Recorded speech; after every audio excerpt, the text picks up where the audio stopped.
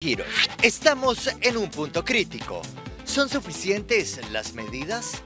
Hay que conocer el verdadero impacto de las restricciones y lo que se debe hacer para bajar la alarmante cantidad de casos que se presentan por día. Nuestra experta invitada le da soluciones para ese malestar que se extiende por todo el cuerpo por causa de la fibromialgia y que además genera mucho dolor de cabeza y afecta las emociones. Conozca la técnica para que su huerta le dé lo que necesita para el cuidado de la familia, para ganar salud y poder atender cualquier problema. Las cataratas no son solo incómodas. La persona que las padece se frustra al ver cómo día a día la situación se agrava. Nuestro médico da recomendaciones para prevenirlas y resolverlas. El chayote está a buen precio y rinde mucho. Una de las recetas que más disfruta la familia es un rico picadillo. Le decimos cómo prepararlo para que a todos les guste. Le tenemos información útil y actualizada para toda la familia. Quédese con nosotros. Tanto el Pacífico como el Valle Central se encuentran en este momento en alerta amarilla por las lluvias. Alajuela, Cartago y los cantones de la capital sufren inundaciones, sobre todo en las tardes. Por eso salgo temprano, hacer mandado, sí. Tempranito soy en mi casa. ¿Aprovechar la mañana? Aprovechar la mañana. Y ya cuando miro que la formación, ya voy buscando para mi casa, porque yo soy sola. La tónica ha sido esa, mañanas soleadas y tardes con fuertes lluvias producto de la evaporación. Nuestro país se presenta condiciones atmosféricas bastante inestables, tanto para el día de hoy como para los próximos 2 o 3 días. Esto va a significar que debido al calentamiento matutino, se presentarán lluvias bastante importantes con actividad eléctrica sobre el Pacífico Norte, el Pacífico Central y el Pacífico Sur de nuestro país, así como diferentes sectores del Valle Central. Por esta razón, la Comisión Nacional de Emergencias ha establecido un estado de alerta amarilla. El agua que ha caído en los últimos días está comenzando a saturar los suelos, por lo que es importante tomar las siguientes recomendaciones. Extremar precauciones en las partes montañosas del país, parques nacionales y áreas volcánicas. Precaución a los conductores ante condiciones adversas en carreteras, por lluvias, neblina y vientos, tanto por visibilidad como caída de árboles o deslizamientos. Han activado los comités municipales de emergencia que estarán pendientes de dar seguimiento a los eventos que puedan presentarse, producto de las lluvias principalmente en horas de la tarde y primeras horas de la noche, por los que se les recomienda a la población tener precaución, sobre todo si vive cerca de cauces de ríos o de quebradas que puedan crecer repentinamente, o taludes o paredones, como decimos popularmente, que pudieran deslizarse. Se espera que las lluvias se mantengan toda la semana. En esto la prevención es muy importante, no solamente si vivimos en este tipo de zonas, ¿verdad? Es cierto peligro. También llevemos un suéter, llevemos la sombrilla, porque a veces las mañanas están soleaditas, uno está más fresco, pero por la tarde cuidémonos, porque con esto de la gripe, el COVID, la mezcla, Dios guarde. Pero bueno, hablemos de nuestro menú diario. ¿Qué tal, Tere? ¿Cómo te suena? Con 1000 colones prácticamente uno puede comprar una bolsa de carne o de pollito y puede cocinar algo como para 4 personas, por ejemplo, promedio. Esa noticia a mí me parece súper bien y ustedes en casa pueden estar diciendo, ¿qué? No, eso no es cierto, pero nosotros les contamos que diferentes carnicerías pues están haciendo promociones de diferentes cortes de carne y embutidos para que ustedes puedan disfrutar en familia a un muy buen precio. En salsa de tomate, con papas o en fajitas al sartén. El pollo es uno de los alimentos favoritos para las familias en el país y justamente está a buen precio. En distintas carnicerías tienen promociones de bolsitas de pollo a 1000 colones. Es un producto que viene ya totalmente preparado, únicamente que lo viertan en el sartén y puedan comerlo, ¿verdad? Respectivamente. Cada uno de ellos trae su etiqueta donde viene la fecha de empaque y su fecha de vencimiento respectiva. Bueno, son productos la mayor parte cárnicos adobados, en los que resalta mucho lo que es pollo adobado y fajitas de pollo, que son los productos que más se mueven. Las bolsitas de carne y pollo a 1000 colones se convierten en grandes aliadas para preparar comidas de manera rápida y variada. Además, para evitar el desperdicio, porque únicamente se cocina la porción que se va a consumir. Los productos, aunque estén empacados, deben tener la misma frescura de la carne expuesta en vitrinas. Tenemos ahí lo que es chorizo, tenemos arreglado para cantonés, tenemos chuleta de ternero, costilla de cerdo, chuleta de cerdo. Tenemos variedad de productos. Si no sabe qué comer, aliste 1000 colones y compre un buen y nutritivo paquete de carne o pollo.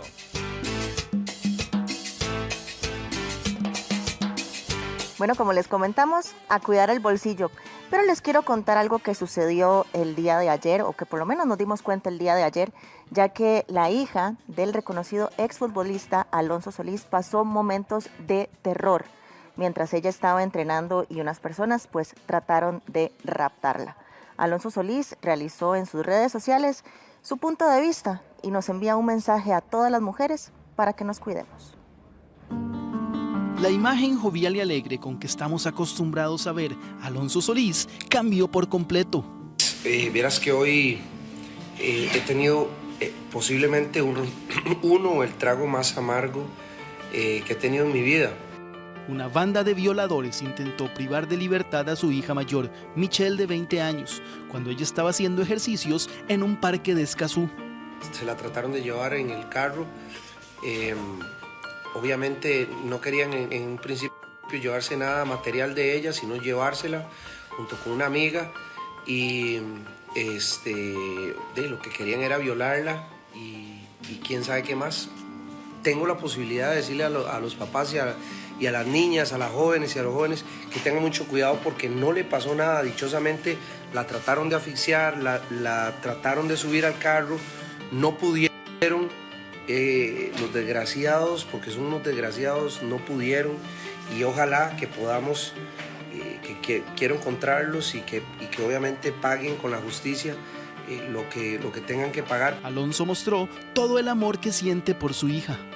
Y a uno lo afectan este tipo de cosas y obviamente hay ese deseo de poder encontrar a esos maricones donde uno desearía de verdad poder que enfrenten la ley, porque ganas a uno de hacer otras cosas no le faltan, pero por principios y por todo uno jamás podría hacer algo más que eso. Pero les cuento esto porque de verdad ver a la hija de uno afectada, yo digamos tengo demasiado coraje y obviamente ganas de que paguen. Con indignación e ira, Solís narró el milagro, la manera en que Michelle logró escapar. Lo que querían era poder subirla a ella, la agarraron del pescuezo, la arrastraron, trataron de meterla y gracias a Dios que había una amiga de ella que empezó a forcejear, ella también forcejeó con el chavalo, habían 2 tipos más y llegó un poquito de gente y eso salvó, pero hoy podría ahorita no saber dónde está mi hija y sería realmente una tragedia. Los expertos en seguridad aseguran que lamentablemente casos de este tipo son de todos los días. Sin embargo, como no se perpetra el delito, quedan en la impunidad.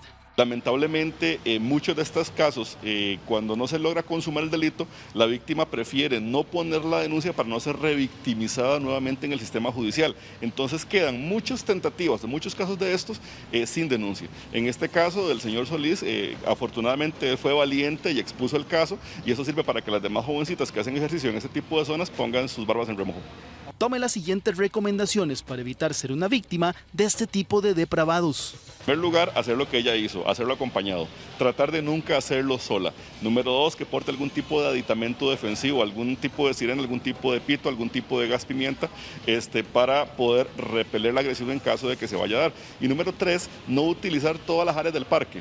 Utilizar áreas del parque que sean concurridas, que estén cerca de cámaras de seguridad. No utilizar las áreas del parque que están cerca de la ribera de ríos o cerca de la carretera porque puede ser abordada a la fuerza por un vehículo.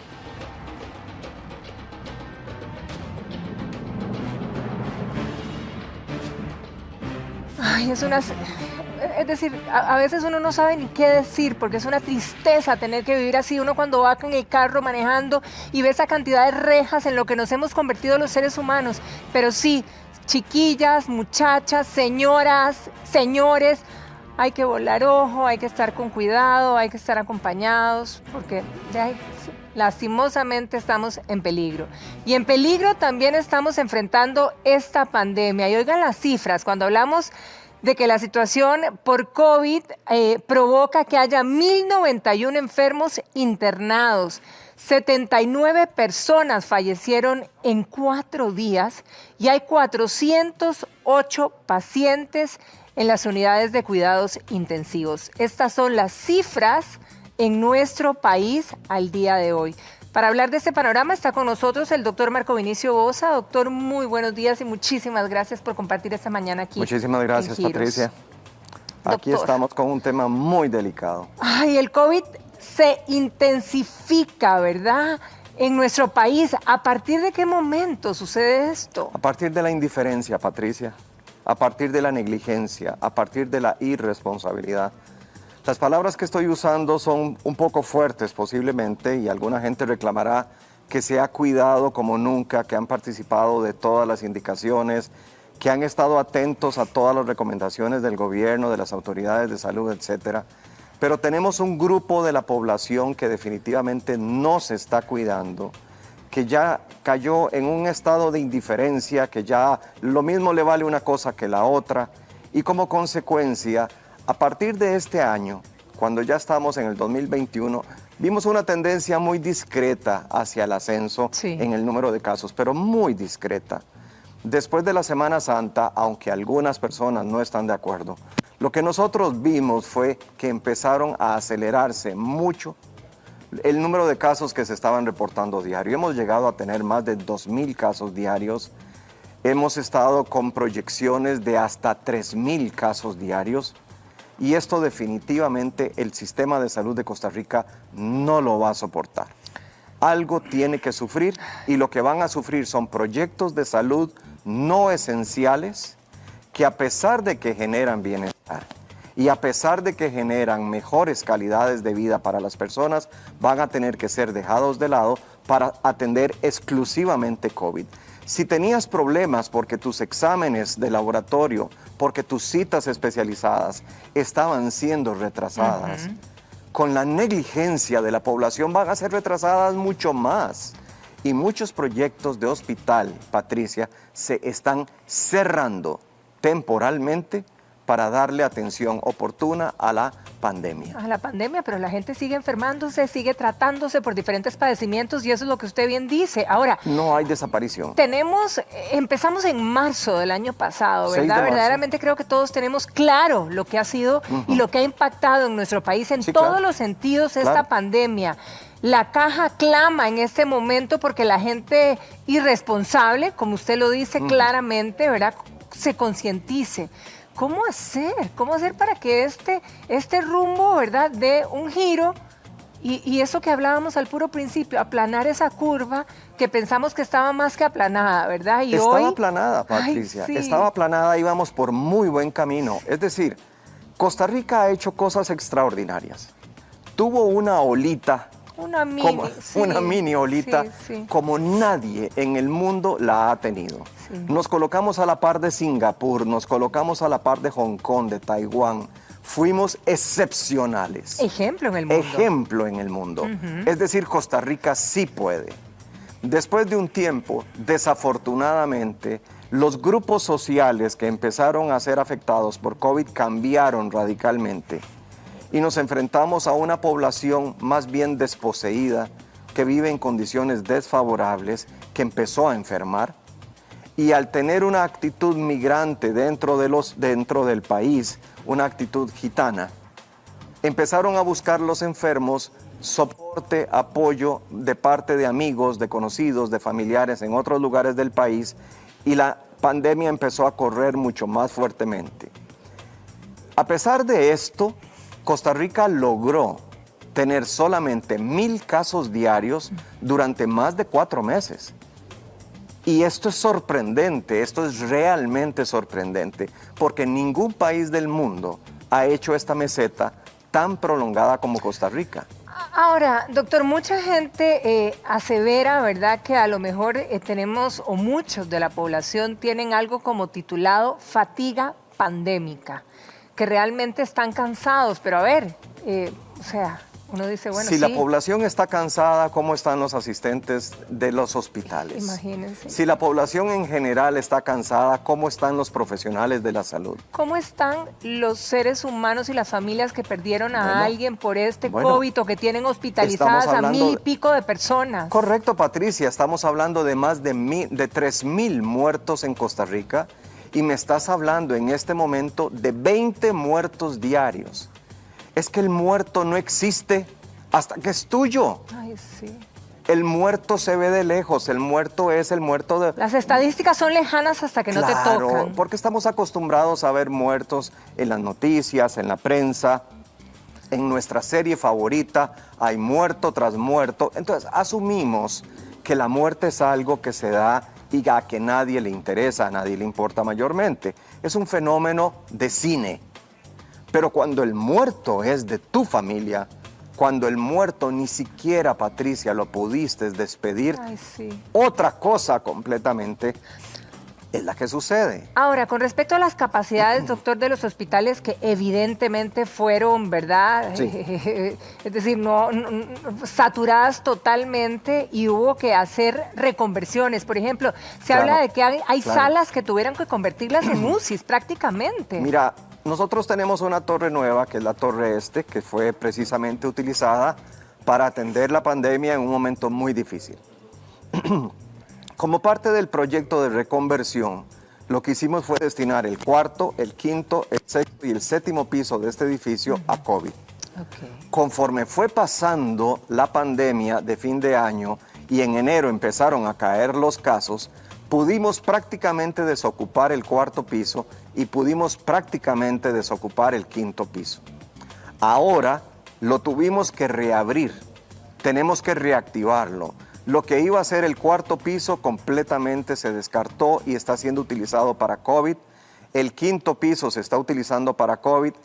Y el sexto piso, Patricia, que era una unidad de cuidados intensivos severa, se está convirtiendo en una unidad de cuidados intensivos crítica, con pacientes al borde de la muerte. El quinto piso, ve que no te estoy hablando de un salón, no te estoy hablando de un saloncito, no te estoy hablando de un ala hospitalaria, te estoy hablando de un piso entero de un edificio que se está dedicando a pacientes críticamente enfermos al borde de la muerte.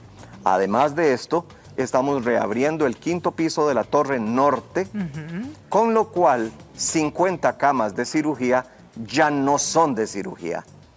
Ya no hay cama para un apéndice, ya no hay cama para una vesícula programada, ya no hay cama para una cirugía abdominal programada. Ahora solamente tenemos camas para grandes emergencias y para situaciones médico-legales. Ahora, doctor, obviamente mientras más contagios, ¿verdad? Se empezó a contagiar más gente, pero la pregunta es,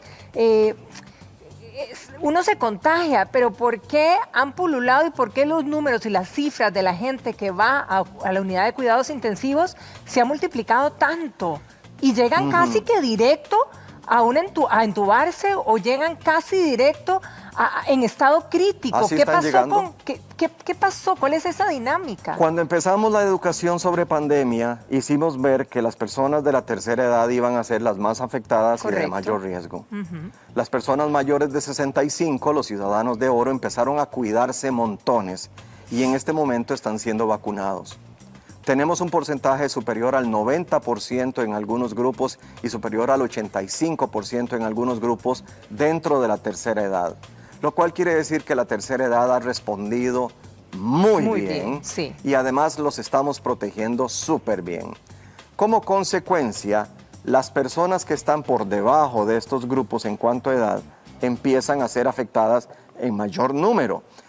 Pero la persona de 40, de 50, cree que no va a pasar de una pinche gripe. Que ya le va a pasar, quizá. Ya me voy a quitar, mira, me estoy tomando algo, entonces busca... La ivermectina o la otra. Sí, la otra medicina, el plaquinol, ya busca la vitamina D, ya busca la vitamina E y se empieza con un grave error a automedicar. Sí, cierto. Y empieza a preguntarle a los vecinos, mira, ¿qué será bueno? Mira, a mí me dijeron que tal pastilla y tal pastilla y tal pastilla.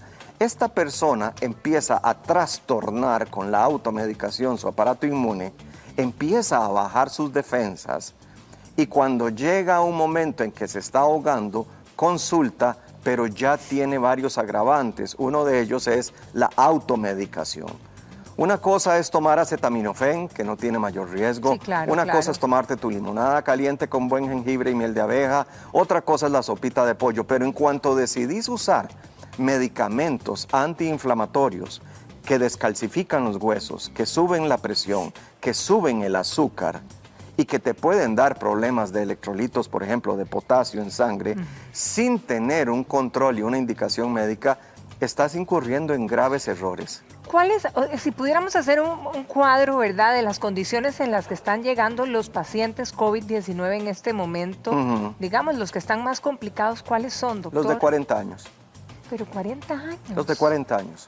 ¿Y qué significa decir que llegan graves? Es decir, Patricia, ¿en qué punto es grave? Siguen llegando al hospital, por supuesto, personas de 60, de personas de 50. Pero es extraordinario ver cómo en este momento más de la mitad de los pacientes de la UCI del Calderón Guardia son de 40 y tantos años de edad. ¿Qué pasa con estas personas? ¿Quiénes están llegando? Están llegando las personas jóvenes con obesidad mórbida. Están llegando personas de 40 años que pesan 120 kilos, 140 kilos. Híjole, sí. Están llegando personas de 40 años diabéticas, mal compensadas. Nosotros tenemos varios criterios para saber si un diabético se ha estado cuidando o no, porque la gente es medio vivilla, Patricia, y se hacen de una buena dieta o un ayuno prolongado justo antes del día que les toca el examen que le manda el médico, para llegar con un examen y que el médico diga que bueno, estás en 90. Falso. ¿Se hacen autotrampa? Ellos se hacen trampa a sí mismos para obtener la aprobación del médico y para engañarse a sí mismo pensando que están súper pura vida. Nosotros entonces evadimos esta trampa del paciente, la autotrampa del paciente, haciendo una serie de exámenes de sangre que evalúan el azúcar durante las últimas semanas. Entonces no importa que te hagas el examen, el ayuno el día anterior, bien o mal, el examen no miente. ¿Qué estamos observando, Patricia? Que los diabéticos que deberían tener este examen en un valor de 6 o 7, a veces llegan con 8, que ya habla de un mal control, a veces llegan en 9, que habla de mucha indiferencia e incluso ya negligencia con su salud, pero los que están entrando a la UCI llegan con 14, lo cual quiere decir que del todo no han tenido control diabético.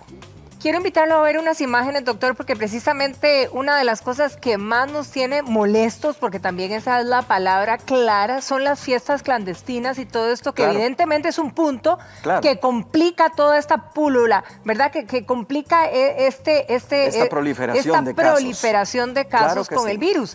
Y justamente la Caja se manifiesta con una campaña y quiero compartir con ustedes esta misma.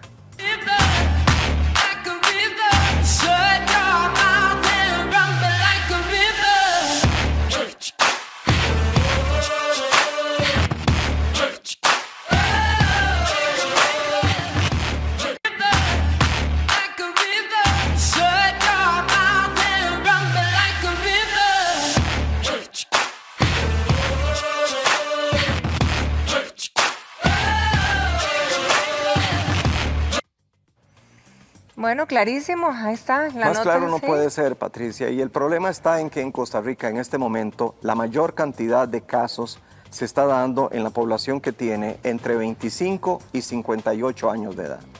Vos me vas a decir que son las personas que salen a trabajar, que son las personas económicamente activas, y estoy totalmente de acuerdo. Pero si hacemos un análisis un poco más fino, nos damos cuenta que el mayor número de contagios se da entre los 20 y los 39 años. ¿Quiénes son estas personas? Son personas jóvenes que posiblemente trabajan, que tienen platita en la bolsa, que están entusiasmados con la vida, que están cansados por 1000 razones y que se van a la calle donde desafortunadamente encuentran a otros amigos que los invitan a una reunión, que los invitan a irse a tomar una cerveza. Qué bonito tomarse una cerveza para un adulto con sus amigos después del trabajo. Claro. Qué bonito ir a oír música, qué bonito ir a bailar.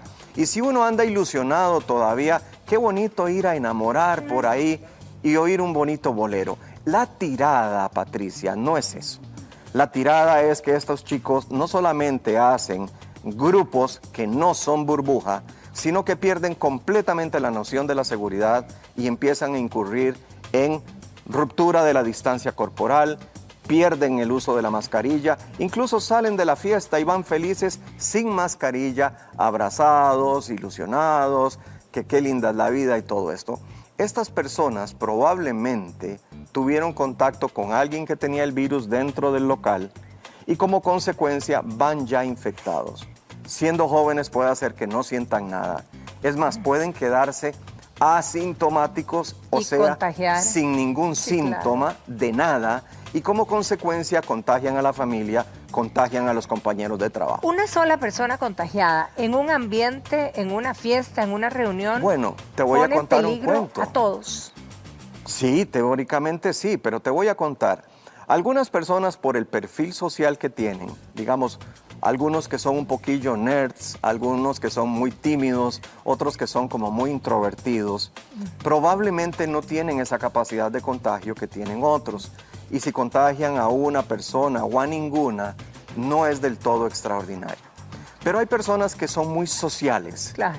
El alma de la fiesta, la que saluda a todo mundo, el hombre que cuenta chiles de mesa en mesa, la mujer que quiere ir a visitarlos a todos y darles la bienvenida.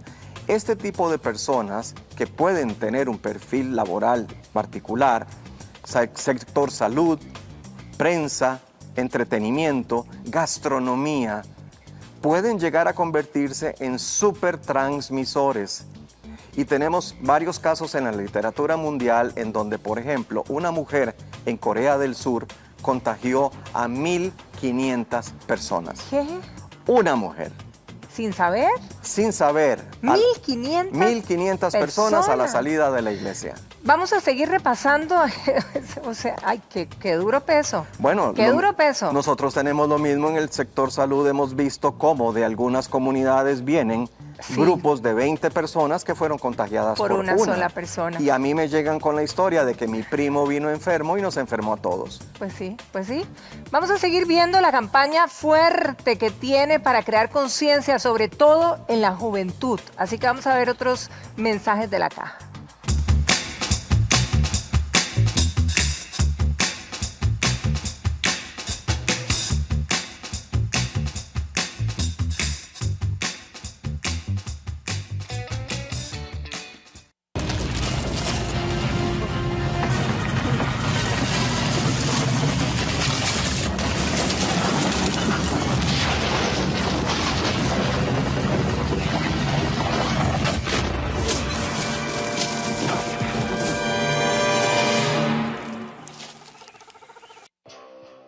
Yo contento, a punto de salir a pasear, cuando de repente veo la cantidad de casos COVID del día de hoy. Alan, este es un fin de semana largo. ¿Y si nos vamos para la playa y dejamos los dinosaurios por un rato? ¿Qué? ¿Qué?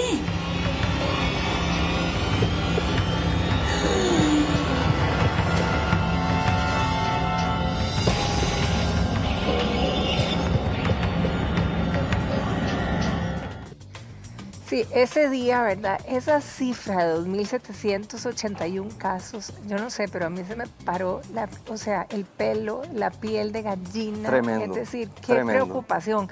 Ahora, doctor, ese mensaje es clarísimo, ¿verdad? Ahora que se venía el fin de semana largo, ¿cierto? A ver, la 27 estaba reventada, como dicen los carajillos, y no había manera de que circularan los carros. Uno dice, bueno, ok, salimos a pasear, pero el problema no es que se vayan a tal lugar solos, es que en las playas se veía a la gente sin cuidarse, los lugares de playa Correcto, no Patricia. tenían ningún protocolo en el sentido de la gente que iba, no sé los otros. Tenés toda la razón. Cuando la burbuja va en su carro particular, cuando la familia va en su carro particular, no hay absolutamente ningún riesgo. Cuando la familia comparte en un hotel de montaña, en un hotel de playa, en una cabina, en una casa que les prestaron, no hay ningún riesgo. En realidad la burbuja se mantiene íntegra donde quiera que va. Ese no es el problema. El problema es que a la hora de compartir en el río, en la poza, en la playa, en donde sea, en la llanura, donde esté el grupo, empiezan a mezclarse las personas. Llega un momento en que todos quieren ir a comprar agua, quieren ir a comprarse un taquito, se quieren ir a comprar una carnita, alguien quiere tomar algo más fuerte, etcétera, y empiezan a hacerse reuniones en los puestos, en los caminos, en los lugares donde la gente descansa. Y si para peores la gente está paseando y empieza a llover, Patricia, ¿qué hace la gente cuando llueva? Llueve. Escampa en cualquier lado. Busca escampar claro. en donde sea, entonces todo el mundo sale corriendo debajo del mismo techito y este es un fenómeno que tenemos en las ciudades. La gente se va cuidando, la gente va tranquila, puede hacer que tenga buen uso de la mascarilla y buena distancia. En el momento en que empieza a llover, todos buscan la misma acera, debajo del mismo techo y todos hermaniticos. Y además en esos lugares de playa, de montaña, digamos, si los lugares estuvieran bastante concurridos, la gente dice, bueno, ay, estamos al aire libre. Entonces Correcto. la verdad que aquí estamos safe, aquí estamos a salvo. Tal vez sí, tal vez no, Patricia, porque lo que tenemos que recordar es que esta enfermedad se transmite a través de las gotas de saliva.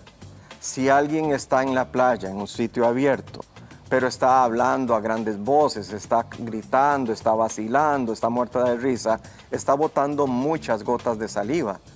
Tal como nos lo hicieron ver los médicos chinos y los médicos de Corea y los médicos de Singapur, las ráfagas de viento puede hacer que se lleven para allá las gotas de saliva, pero puede hacer que las mías te las tire encima. Claro. Entonces, no hay que confiarse. El hecho de estar en un lugar abierto no asegura que haya seguridad, ¿verdad? Sí. En este sentido, lo que puede asegurar es que haya menos probabilidades, pero no probabilidad cero. Yo creo, Patricia, que tenemos que divertirnos, que tenemos que relajarnos. Creo que hay que buscar el desahogo, hay que buscar el compartir en familia y con amigos, pero hay que saber cómo se hace cada cosa. Vamos a seguir, doctor, compartiendo otros mensajes de la caja, ¿verdad? Que siguen y siguen tratando de concientizar.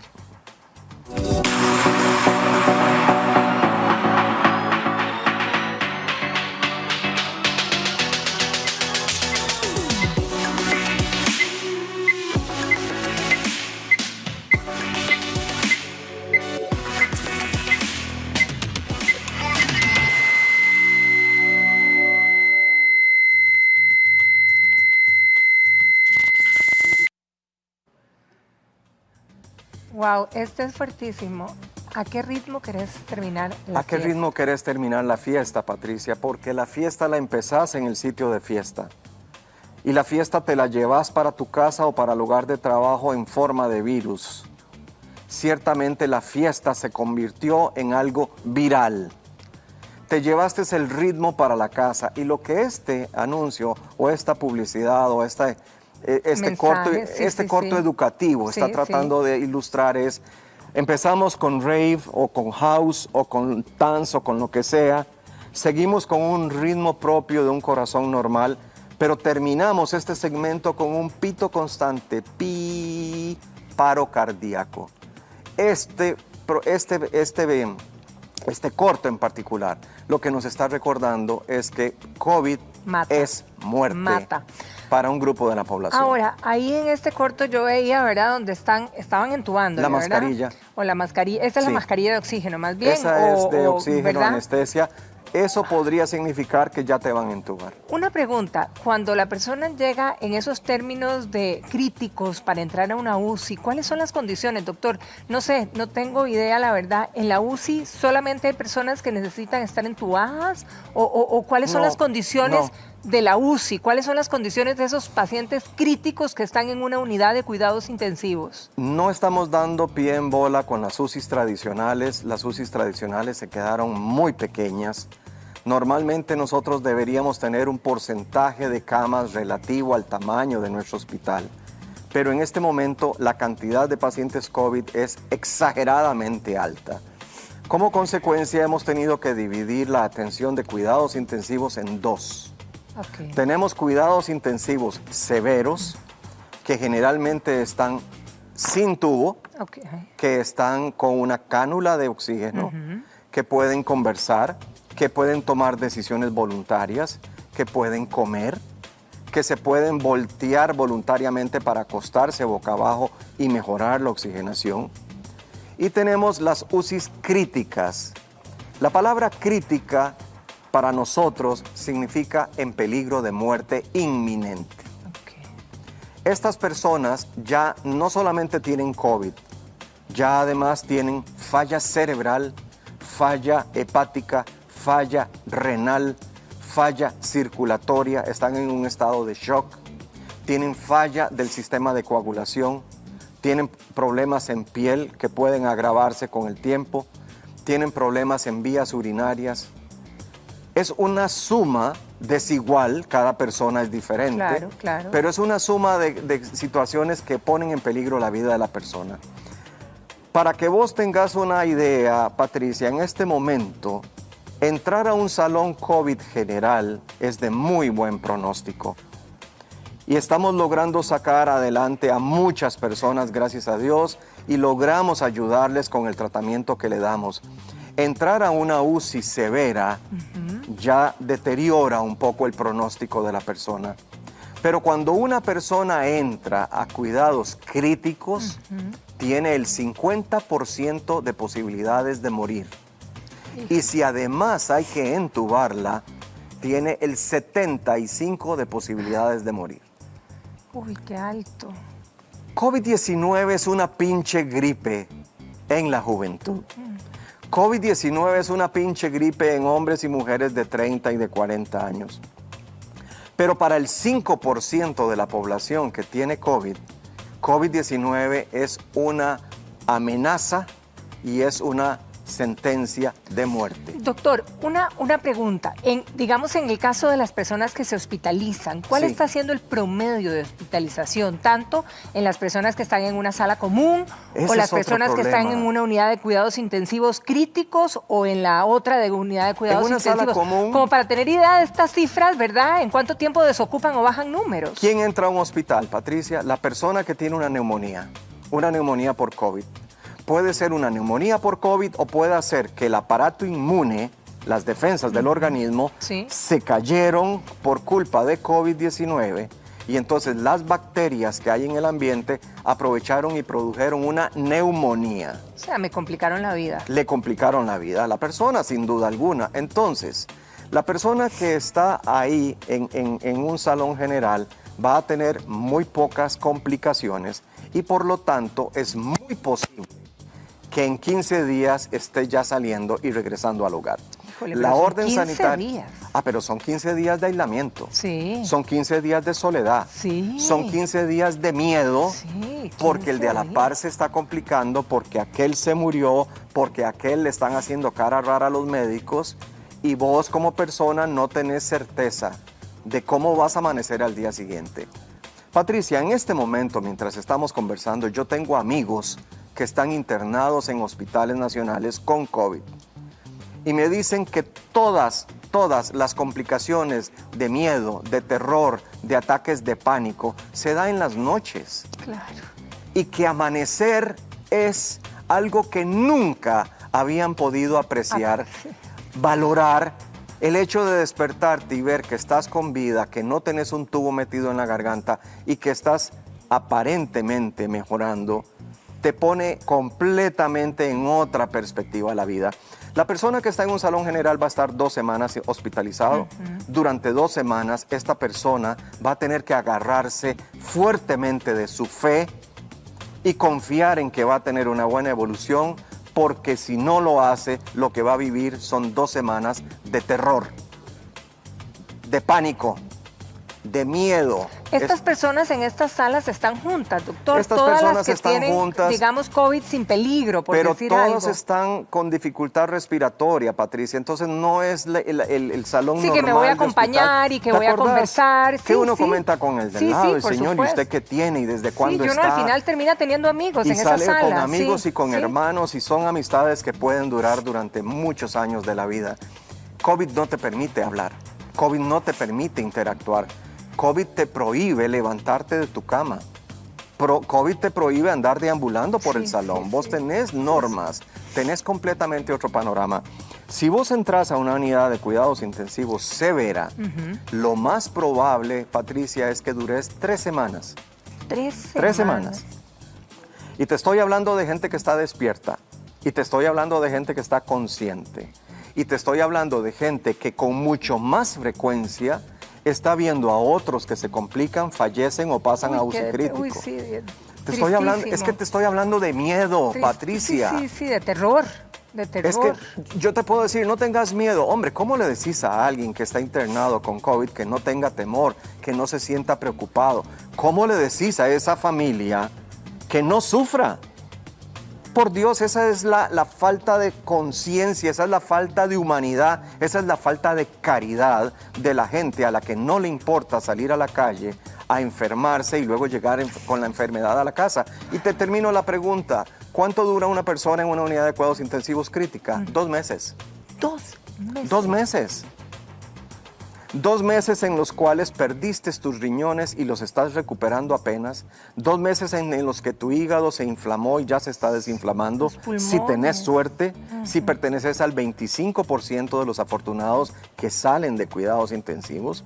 Estamos hablando de 2 meses en los cuales tus pulmones tuvieron una infección por virus, tuvieron varias infecciones por bacterias y finalmente tuvieron infecciones por hongos. Cuando salís de la UCI, lo que tenés es una fracción de pulmones. Una fracción.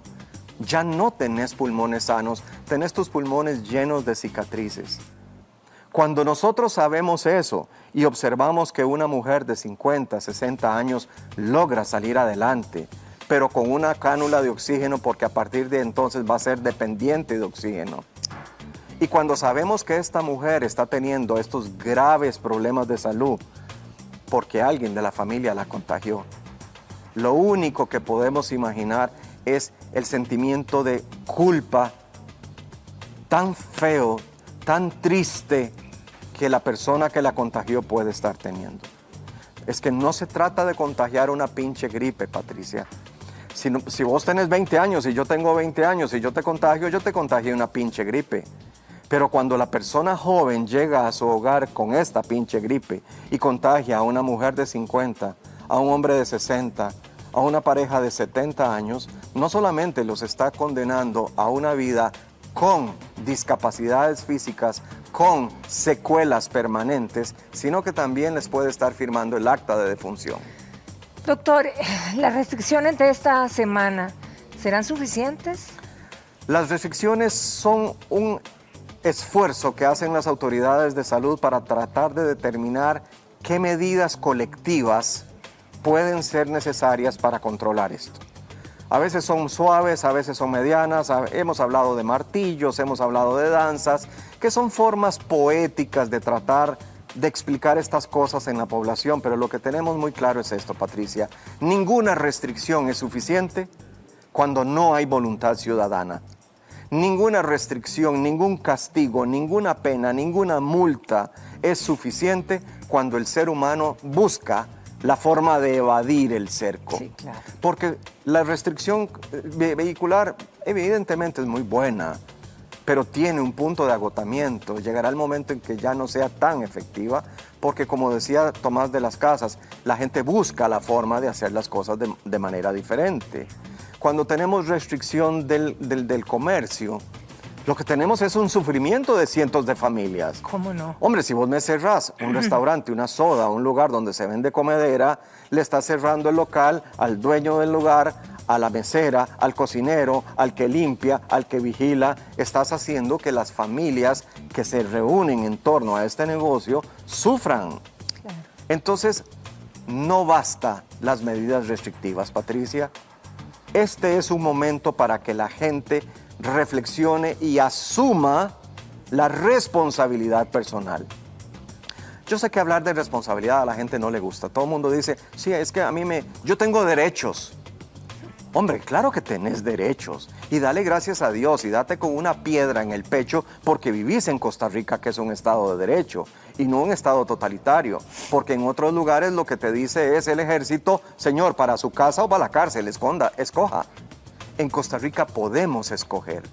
Y yo escojo, Marco Vinicio Boza, Patricia, elijo comportarme de forma razonable, comportarme de forma responsable para evitar llevarle la familia a otras personas, a otras familias. ¿Es esto mucho pedir? Es mucho pedir que la gente se lave las manos. Es mucho pedir que la juventud respete la distancia y el uso correcto de la mascarilla.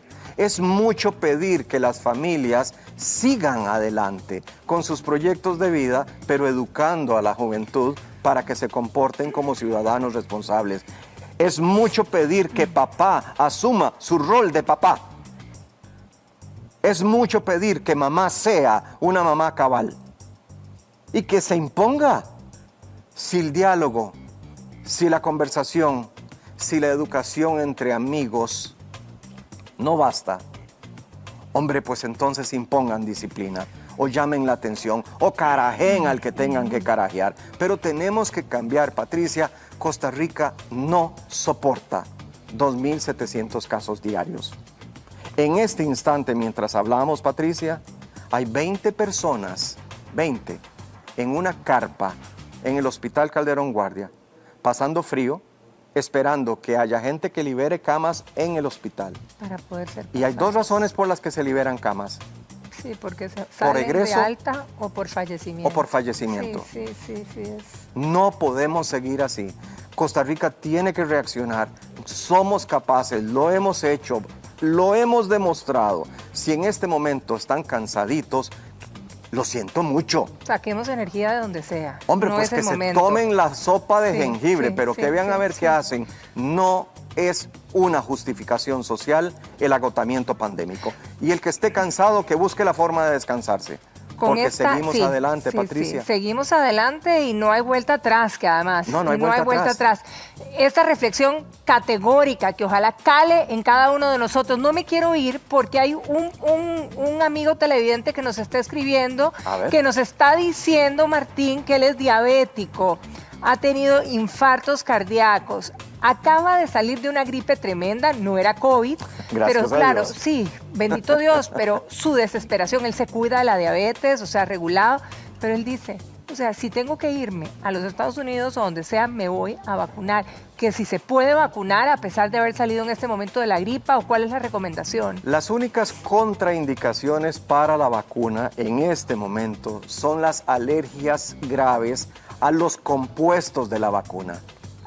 Las vacunas tienen una serie de elementos químicos que hacen que sean más manejables, que se preserven, son como preservantes o como sustancias que favorecen que se mantengan líquidas, que el compuesto esté hidratado, son protectores. Alguna gente es alérgica a estos productos. Hay un producto que se llama polietilenglicol, que es una especie de grasita que tiene la vacuna para preservarla. Genera mucha alergia en algunas personas. Hay otras grasas que también tienen las vacunas que hacen lo mismo. Y además de esto, tenemos la situación de que las personas que han estado recientemente enfermas, preferimos que dejen que pasen 3 meses porque ya tienen un grado de inmunidad. Patricia, este es un elemento que quiero que la gente escuche, por favor. Sí existe cura contra el COVID. Sí existe cura contra el COVID y es el aparato inmune.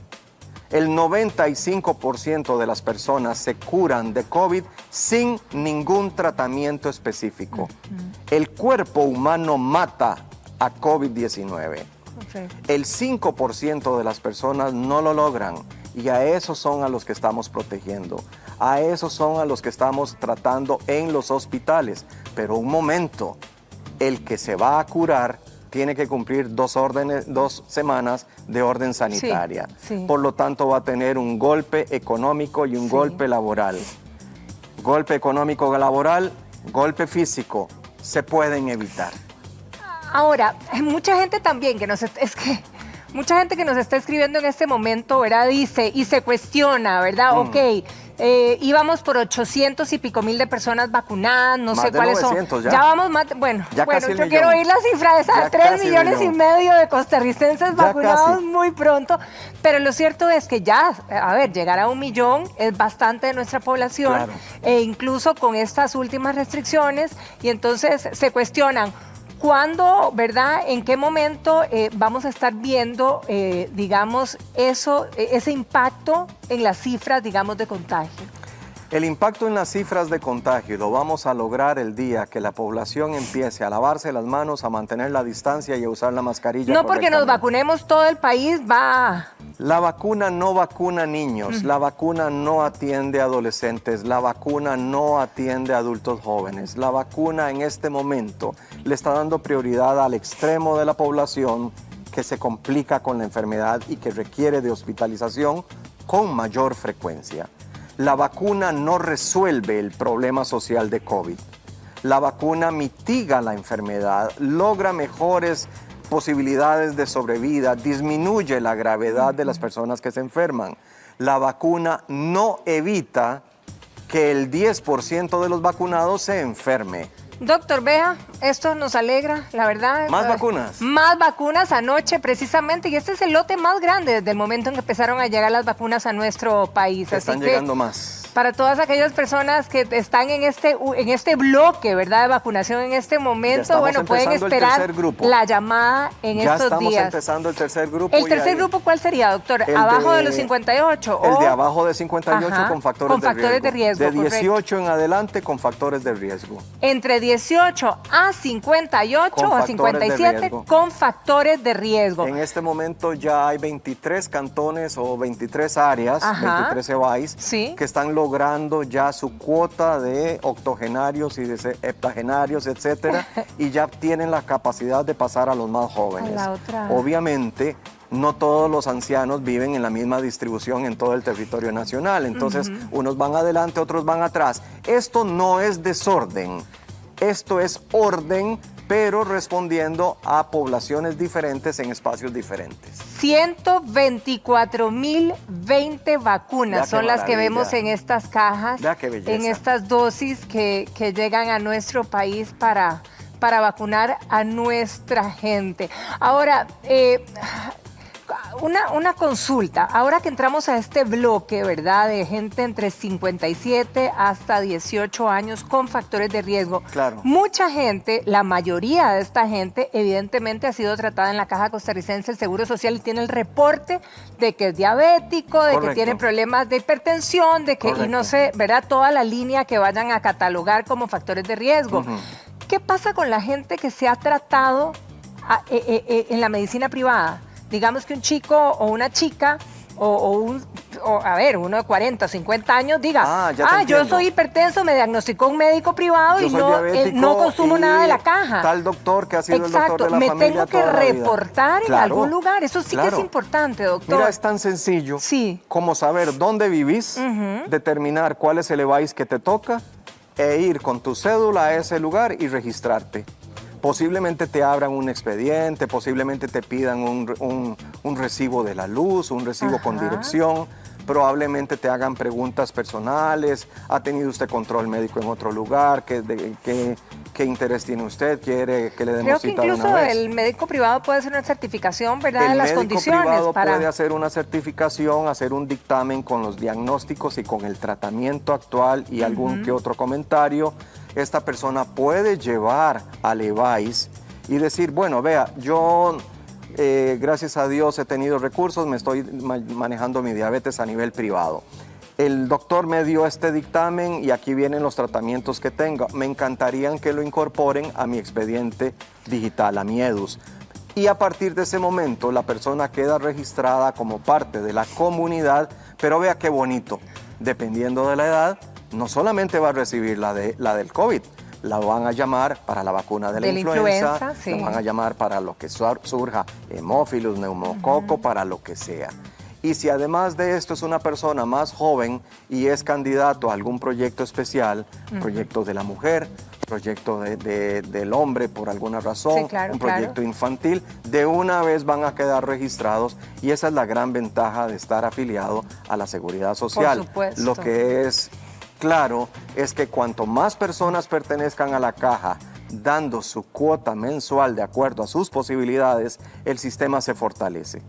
Esa es la tristeza de COVID-19 cuando deja sin trabajo a 500,000 de personas. Esa es la tristeza cuando el régimen de invalidez, vejez y muerte reporta menos ingresos y por lo tanto menos posibilidades de pensión para algunos sectores. Doctor, doña Rocío, y esta debe ser una duda de mucha gente, por eso no quiero dejarla por fuera y quiero que la evacúe. ¿Qué dice doña Rocío? Que en buena hora por ella, la verdad, va a recibir el 7 de mayo su segunda dosis. Genial. ¡Qué dichosa! ¡Qué dichosa! Ok, la segunda dosis, pero dice que está con una gripe tremenda. Con estos cambios de clima ni hablar. Que si se pone o no la vacuna. Y sé que mucha gente tiene la duda en este momento de qué pasa si está en esa situación. En gripados no hay ninguna razón para no ponerse la vacuna, pero a la hora de detectar efectos secundarios de la vacuna, uno preferiría que la persona no esté enferma. Es decir, alguien engripado se puede poner la vacuna, pero la mayoría de los profesionales de la salud prefieren recomendar que venga en otro momento. Bueno, si ya está el espacio listo para doña Rocío y en ese momento, el día que se tiene que vacunar, está enfermita, que llame, que se reporte, que diga, yo tengo interés en vacunarme, pero estoy con calentura. Entonces que los de Levice le digan... Pero si es la segunda dosis, la idea no es que no se puede postergar. No es matemática, no es que si no es el día 14 20 se pierde 21, todo. No, exacto. No es que si no es el día justo se pierde todo. Puede prolongarse un poquito. Por lo menos sin fiebre. No hay ningún problema. Okay. Es preferible tener salud sin calentura para no confundir los efectos de la vacuna. O imagínate que la persona llegue con fiebre y con malestar, le ponen la vacuna y la vacuna le da fiebre y malestar. Entonces tiene refiebre y remalestar. Es mejor no estar resfriado. Doctor Bosa, muchísimas gracias de verdad por haber estado con nosotros esta mañana. Híjole, hay tantas dudas y tanto que hablar sobre esto, pero de verdad que gracias y sobre todo por estos mensajes claros y contundentes. Muchas gracias, doctor. Feliz día para usted, sí señor, y ojalá para mejores noticias. Sí. Teri. Con la nueva raspadita Tesoro de la Fortuna, si encuentras 3 veces el símbolo de un cofre, gana el premio indicado. Puedes ganar hasta 20 millones de colones. Y si aparece la palabra raspa, participa directamente en el sorteo La Rueda de la Fortuna. Costo del boleto, 500 colones. Junta de Protección Social, para hacer el bien. Y bueno, nos vamos a un corte, pero... Muchísimas gracias por continuar con nosotros y llegó Uber Pass, la única membresía con la que ahorras en viajes con UberX y envíos con Uber Flash. Además, tenés pedidos sin costo de envío y promociones exclusivas por Uber Eats y Corner Shop. Probala ya y disfruta de esta membresía sin costo por todo un mes. Aplican términos y condiciones que los puedes consultar en t.uber.com/Uberpass-CED. Y continuamos porque tenemos aquí a la invitada fisioterapeuta Milena Hernández, que ella nos va a hablar acerca de los diferentes síntomas que podemos tener con la fibromialgia y cómo podemos diferenciarlos. Doctora, muchísimas gracias por acompañarnos el día de hoy. María Teresa, muchas gracias a ti y a ustedes en casa, muchas gracias por recibirnos. En realidad, la fibromialgia empieza a descubrirse a partir de los años quizás 1970 y a partir de los 1900 empezamos a darnos cuenta que la fibromialgia no es una enfermedad, pero sí es diagnosticada como la Organización Mundial de la Salud como un síndrome. Ella tiene características muy similares a otras enfermedades, por eso es que es tan difícil de diagnosticar y lo más importante es que sea diagnosticada por algún personal de la salud. ¿Y cómo podemos saber? Entonces, digamos, por ejemplo, tú empiezas a sentir nosotros, digamos, en el caso de nosotros los fisioterapeutas, hay 16 puntos de dolor. Podemos empezar a ver que el cuerpo está dividido en dos partes, la parte, digamos, la mitad derecha y la izquierda. Entonces te empiezan a doler los codos en estas zonas, pero igual de forma bilateral, en los dos lados, en las rodillas de forma bilateral, en el cuello, en los hombros y así en los glúteos.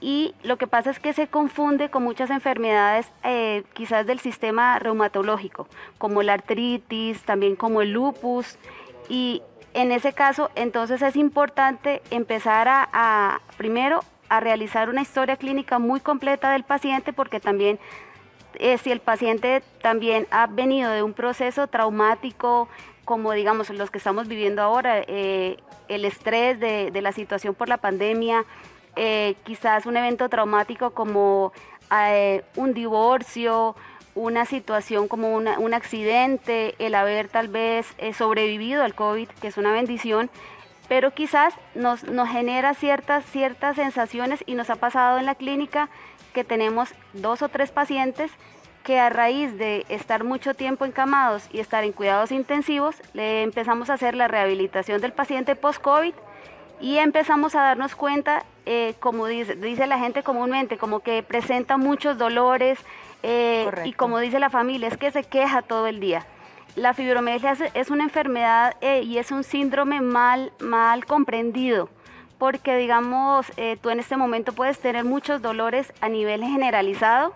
Es un dolor que te deprime, que te pone triste porque no nos da vitalidad, nos altera el sueño, quizás dormimos mucho o dormimos poco. Ese podría ser un síntoma, sentirnos con fatiga, sentirnos con depresión, ansiedad, con falta de sueño. Ese podría ser un síntoma de la fibromialgia. Esos son unos de los síntomas, es el dolor generalizado, un cansancio igual, pasas cansado todo el día, esa fatiga, eso te genera también alteraciones en el sueño, porque recordemos que en la noche, cuando digamos todo está calmo, no hay luz, no hay nada que nos altere, digamos como los ruidos que nos afecten un poco, entonces has visto que cuando estamos en la noche quizás la muela nos duele más, el oído nos duele más, entonces los receptores de dolor se alteran más, entonces ahí es cuando el trastorno del sueño empieza a afectar. En el día amaneces más cansado, a mayor cansancio, mayor fatiga, mayor dolor, y lo que pasa es que con la fibromialgia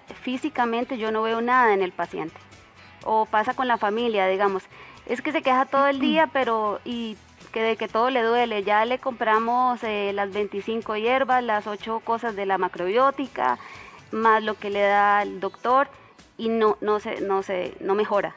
Doctora, ¿hay algún síntoma específico en el que uno se puede dar cuenta que no es depresión, que no es ansiedad, sino es realmente fibromialgia por lo que estoy pasando? No hay ningún, la fibromialgia no tiene un síntoma específico, por ejemplo, como la diabetes o la presión arterial, que decimos, sí, eso es.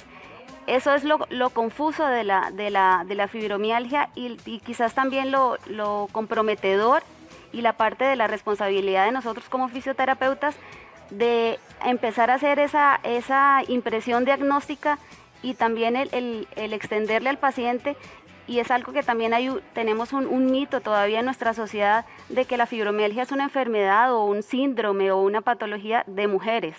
Ya últimamente lo hemos visto y desde hace mucho se sabe que también se le da a los hombres. Se da principalmente entre edades entre los 20 a los 50 años, ese es como el rango, y entre un 2 a un 6% de la población mundial. Entonces no es algo como que le da a pocas personas. Y como es una enfermedad muy silenciosa, entonces, y es muy difícil de diagnosticar. ¿Qué es lo que pasa? Que entonces el paciente pasa por muchos especialistas en salud, por digamos que la vecina le dice yo me tomé tal cosa, que tu mamá te dice esta, y pasa por mucho, y por eso es que nosotros en terapia física en la clínica lo trabajamos de una forma interdisciplinaria a nivel reumatológico, porque digamos que la podríamos encajar como, no es una enfermedad reumatológica, pero sí está entre ese espectro. Se trabaja también a nivel psicológico, por ejemplo, muchas veces entre hombres, entre amigos, o a veces, digamos, cuando tenemos en casa un papá muy rígido o venimos de una familia que que a nivel masculino es como que los hombres no lloran, no se quejan, entonces, y que te diga tu doctor, señor, tiene fibromialgia, entonces no, ¿cómo? Y pasa mucho. Y doctora, una consulta, usted ahorita habló de que la vecina te puede recomendar algo, tu mamá te puede decir algo. ¿Cuáles son las soluciones de medicina natural que nosotros en casa podemos tener para tratar esta situación? Lo más importante es que cuando ya tú aceptas que listo, sí, tengo fibromialgia y eso es lo que me está pasando, que tú puedas recabar, puedas hacer como un estudio personal. ¿Qué fue lo que me lo está causando? Quizás una situación familiar muy estresante, como ahora estamos pasando, quizás la disminución del trabajo, un golpe, sobreviví al cáncer, sobreviví a la COVID.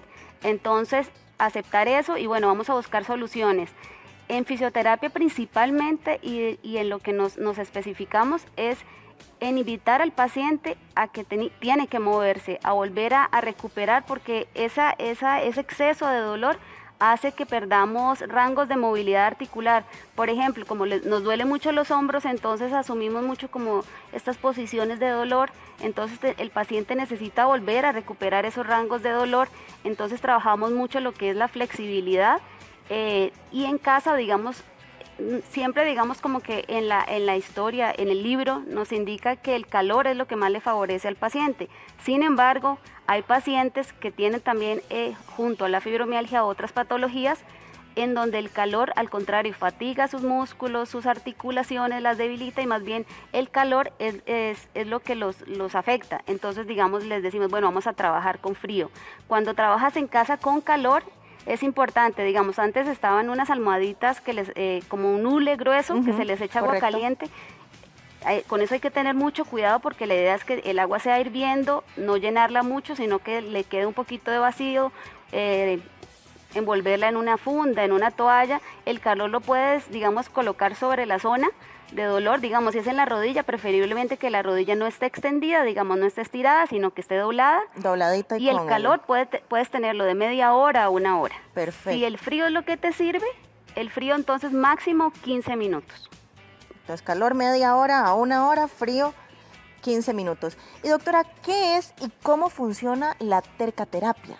Ok, como parte complementaria, digamos, de lo que busca el paciente en la sesión de terapia física, es, digamos, el tema de la aparatología. Entonces tenemos en la clínica aparatología como es la tecarterapia, es una radiofrecuencia de alta intensidad que lo que hace es penetrar a nivel de los tejidos, sea tendones, también en la zona articular.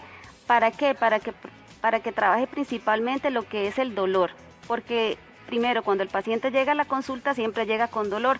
Todavía no tenemos como esa cultura de ir al especialista en salud para prevenir algo, sino que vamos ya cuando estamos destrozados.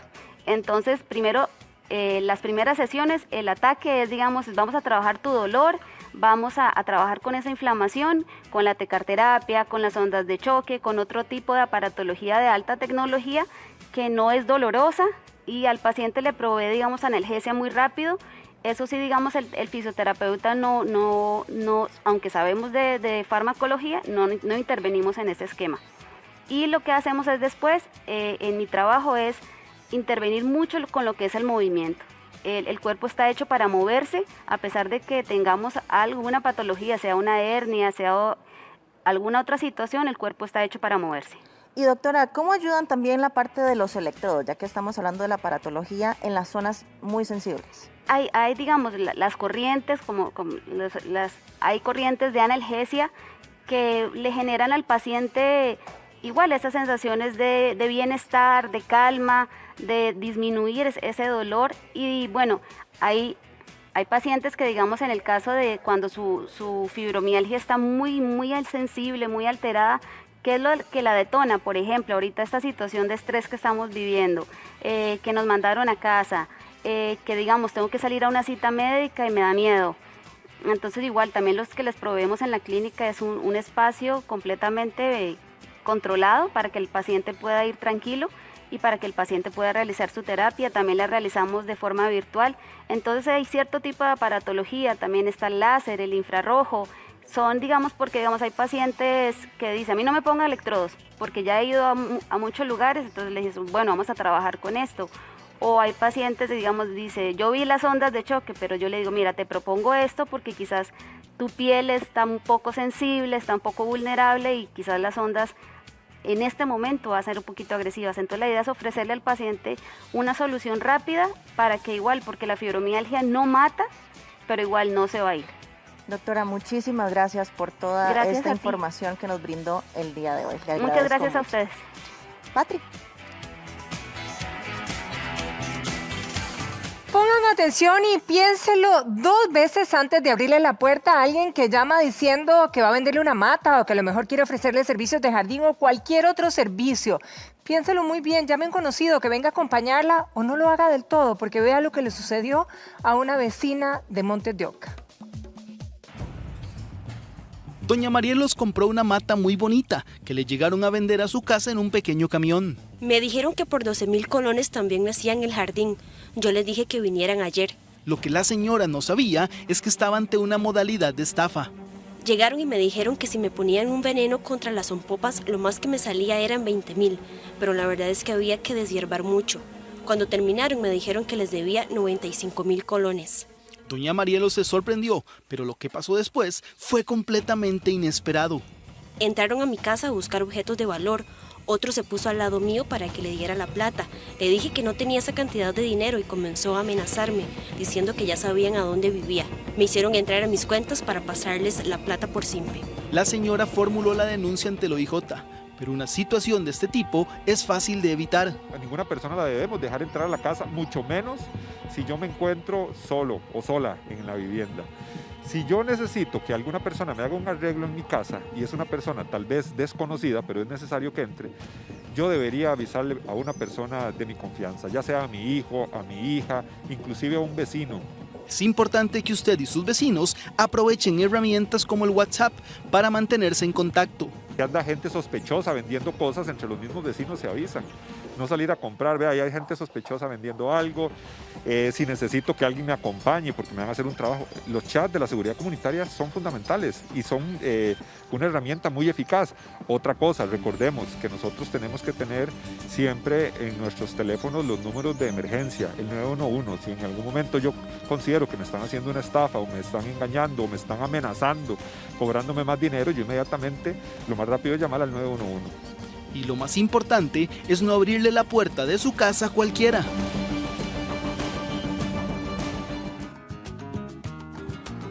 Y como les hablamos anteriormente, toda la parte de horticultura para que ustedes tengan espacios llenos de salud para ustedes y su familia. Nos acompaña el día de hoy Gina Induni Alfaro, que ella es psicóloga y además especialista en horticultura. Gina, ¿cómo estás? Muy bien, Tere. Muchísimas gracias. Gracias por estar con nosotros.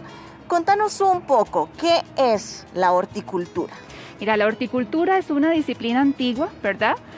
Consiste básicamente en lo que ya sabemos, el cultivo de plantas que pueden ser comestibles, ornamentales inclusive, pero cuando hablamos de horticultura terapéutica integramos el cultivo de las plantas para además cultivar bienestar.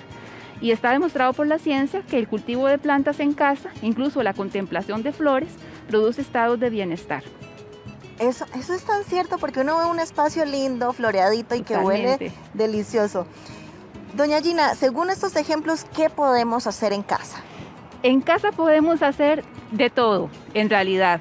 Lo que necesitamos es disposición. En estos momentos en donde además estamos mucho tiempo en casa y pueden aparecer situaciones un poquito más complejas por la convivencia y también por el estado general de alarma en el que estamos, sembrar puede ser una excelente opción. ¿Y qué podemos hacer? Bueno, yo he traído acá, lo pueden ver en el set, como una pequeña expresión de lo que la familia puede hacer en casita. He querido representar un poco lo que puede haber sido el paso de una familia en su puerta. Cuéntenos, ¿verdad?, de ¿verdad? este lado, porque aquí vemos como el espacio para los niños. Aquí tenemos un espacio que está representando lo que los niños, entre otras muchas cosas, pueden hacer. Los niños no solamente siembran y no solamente pintan piedritas, sino que además contemplan animalitos, descubren lombrices en tierra, tocan la tierra, reciben sol y todo eso es beneficioso para la salud física y mental. Por ejemplo, sobre niños, investigaciones demuestran en horticultura terapéutica que los niños que hacen huerta comen mejor. Comen hortalizas, comen frutas y por eso lo hemos representado ahí en la merienda, ¿verdad? Pero también los niños regulan sus emociones, regulan el comportamiento agresivo, se sienten mejor, duermen mejor. Y en este momento tenemos una situación en Costa Rica y en el mundo alarmante con la atención de los niños. Entonces, aquí hay una opción, porque es una actividad inclusiva, o sea, es para toda la familia. Para toda la familia. Por acá también vemos que hay una casita de pajaritos, pero que tiene ingredientes muy interesantes. Sí, es que le comentaba ahora a Tere que la casita tiene por dentro fibras de las aromáticas, ¿verdad? Que cosecho de la huerta. Yo tengo una huertita. Y también restos de las mismas amarras de los cultivos que se utilizan, ¿verdad? Los pajaritos la toman, todos esos elementos de la naturaleza y forman nidos de manera natural. Entonces, la huerta es un espacio donde contemplamos la naturaleza, donde contemplamos y estamos en contacto directo con la vida. Y esto es fundamental porque nos produce sensaciones de relajamiento que necesitamos. Nos ayuda a alivianar los niveles de cortisol que estamos produciendo a miles, ¿verdad? Correcto. Y en cosas tan sencillas como eso. Y doctora, hagamos un ejemplo. Yo quiero tener una huerta, pero una huerta medicinal, una huerta que yo diga, ok, yo quiero tener este espacio tranquila, también de consumo. ¿Cuáles son esas plantas medicinales y de consumo que usted me puede decir, estas son muy fácil de que crezca, estas pueden crecer, pegan fácil? Cuénteme usted. Aromáticas, albahacas criollas, tienen flores preciosas, atraen a las abejas, a los polinizadores, producen aromas exquisitos que nos ayudan a relajar, fáciles de manejar y ornamentales. ¿Qué más querés? Todo en una sola. Todo en una sola. Además son riquísimas en la cocina, entonces divinas. Pero más allá de las plantas, lo interesante es que cada familia diseñe, que cada familia tome la decisión. Yo voy a iniciar y adecúe según su espacio, según sus gustos, según su tiempo, la huerta como un estilo de vida. ¿Ves? Eso era lo que le iba a preguntar en este momento. ¿Cómo puedo yo iniciar mi huerta de cero? ¿Cuáles son sus recomendaciones? Porque uno dice, claro, lindísimo, pero ¿por dónde empiezo? ¿Por dónde empiezo? Vean, mi recomendación más sincera es que empiecen conversando en familia. No voy a decirles cómo empezar la huerta porque hay información y me pueden llamar. Estoy anuente a que me llamen con muchísimo gusto. Creo que lo más importante en estos tiempos es que conversen en familia. Conversen en familia de hacer juntos una actividad que pueda aportar al abuelito, a la abuelita, a la persona en silla de ruedas, a la mamá, al papá, al que hace teletrabajo y está en casa, al niño, al que sea, al joven, una actividad compartida. Conversen de eso. No es tan relevante ahorita cómo la vamos a hacer. Lo más relevante es que tomen la decisión de hacer algo que la familia está necesitando por su salud y su bienestar. Tere, te cuento, por ejemplo, en adultos mayores, la huerta mitiga los síntomas de depresión, aumenta la autoestima, mejora el sistema inmunológico. En adultos hay estudios acerca de ansiedad, de estrés, del manejo de las emociones también, que también confirman que es bueno hacer jardinería, hacer huerta, caminar, ver, contemplar la naturaleza. Entonces, creo que el punto hoy es ese.